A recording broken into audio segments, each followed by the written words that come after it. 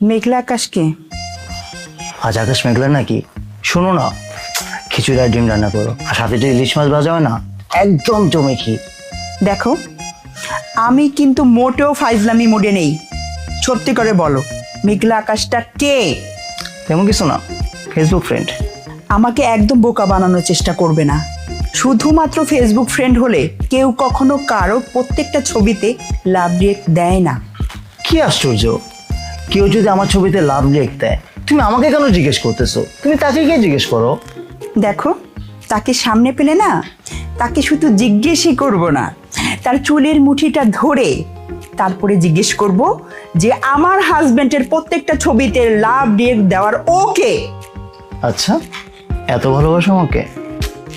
I am so proud of you. দেখো, একদম মিষ্টি মিষ্টি কথা বলে না আমাকে তুমি গলাতে পারবে না। তুমি সত্যি করে বলো, তোমার সাথে গুড সখ্যতা না থাকলে কোনো মেয়ে কখনো এভাবে লাভ রিয়েক্ট দেয় না। ওর সাথে তোমার কি সম্পর্ক বলো তো, বলো। তুমি কিন্তু এখন বেশি করতেছো। আচ্ছা, তুমি কি বলতে চাইতেছো? ওই মেঘলা আকাশ নাকি, তার সাথে আমার কোনো প্রেম আছে?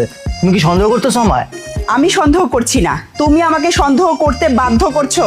না আছে ঘরে শান্তি, না আছে বাইরে শান্তি। ঘরে বসে যে একটু অফিসে কাজ করবো, তারও কোনো শান্তি নেই। চলে যাবো আমি বড় বাসায়।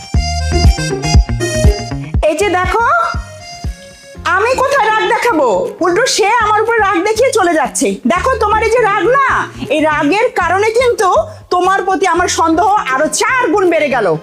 আমি এখন ঠিকই বুঝতে পেরেছি তোমার সাথে ওই মেঘলা আকাশের কোনো একটা গিট্টু চলছে।